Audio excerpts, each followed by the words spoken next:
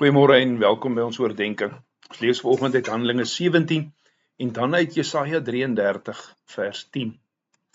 Handelinge 17 vanaf vers 22. Paulus het toe in die middel van die Areopagus gaan staan en gesê: Atheners, ek sien dat julle in alle opsigte baie godsdienstig is. Want toe ek deur die stad gestap het en noukeurig gekyk het na julle voorwerpe van aanbidding, het ek ook 'n altaar gevind waarop geskryf staan: aan 'n onbekende God, wat julle dan onwetend aanbid, verkondig ek aan julle. Die God wat die wêreld gemaak het, en alles wat daarin is. Hy wat Here is van hemel en aarde, woon nie in tempels wat met mensehande gemaak is nie. Hy word ook nie deur menslike hande bedien, asof hy aan iets behoefte het nie. Dit is hy wat aan almal lewe en asem, ja alles gee. Uit een mens het hy al die nasies van die mensdom gemaak om die hele aarde te bewoon. Hy het vir hulle vasgestelde tye gegee en die grense van hulle woongebied bepaal, sodat hulle God kon soek en miskien na hom sou uitreik en hom sou vind, aangesien hy nie ver van een van ons af is nie. Want deur hom leef ons, beweeg ons en bestaan ons, so sommige van julle digters inderdaad gesê het, ons is ook van sy geslag. Aangesien ons dan van God se geslag is, moet ons nie dink dat die goddelike wese soos goud of silwer of klip is nie, 'n beeld gevorm deur die vaardigheid en ingewing van 'n mens. God het die tye van onkunde oorgesien, maar nou roep hy alle mense oral om hulle te bekeer.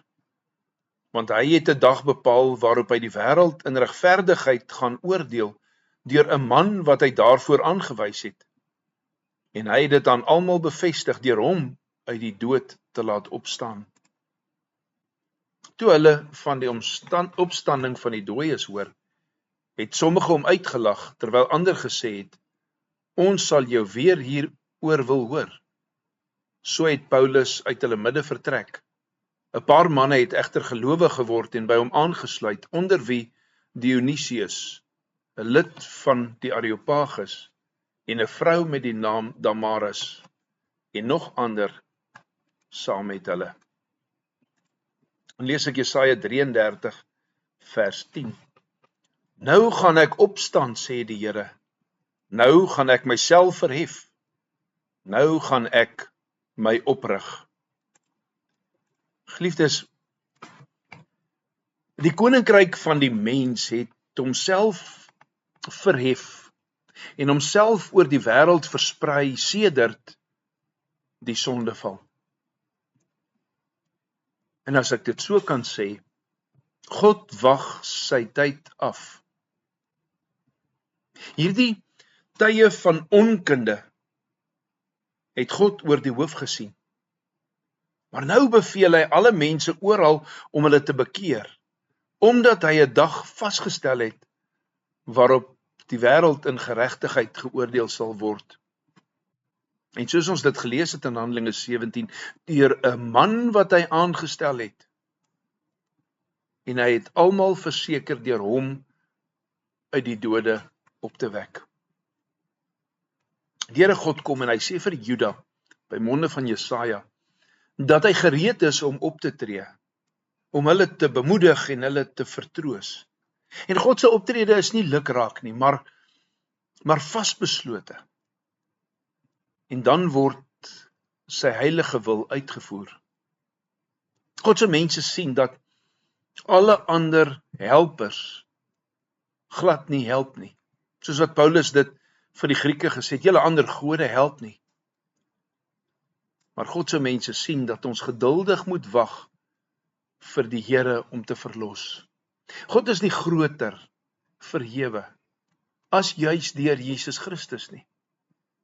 Jesaja sal later die verheffing van die dienaar van die Here in hoofstuk 52 vers 13 verkondig. Want Jesus word verhef vanweë sy wysheid, maar ook omdat hy deur die mense verag en verwerp is. 'n Man van smarte, vertroud met hartseer. 'n vraag vanoggend aan elkeen. Sal jy nederig buig voor Jesus Christus, verhewe aan God se regterhand? Sal jy jou bekeer van jou trots en jou behoefte aan sy barmhartigheid bely?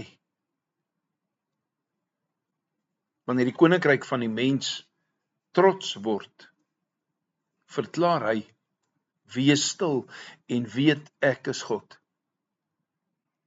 Dat die Here kom sê vir ons in Psalm 46 vers 10, wees stil en weet ek is God, ek sal verhoog word onder die nasies. Waarskuwing aan jou en my vandag, laat ons nie trots wees en dwaas wees, soos die nasies nie. Maar laat ons met 'n nederige geloof voor Christus buig. Dank God dat hy jou verlos het van die dwaasheid van ongeloof en dat hy deur sy gees aan jou reddende geloof in Jesus Christus gegee het. Verhef die Here van heerlikheid in jou gebed vir sy heerlike werke. Kom ons bid saam. Ewig almagtige God en Vader, Here, ek dank U dat U my verlos het van die dwaasheid van ongeloof. Ek dank U dat U deur die Gees reddende geloof in Jesus Christus in my gegee het en in my gewerk het. Here, ek wil U naam groot maak, Here van heerlikheid. Here, ek wil U werke groot maak, sodat die wêreld U sal sien vir wie U is, vir wat U gedoen het. Dankie vir genade op genade op genade. In Jesus naam bid ons dit. Amen. Vanoggend sing ons saam skrifbereiming 1-6 en ons sing al 3 die verse daarvan.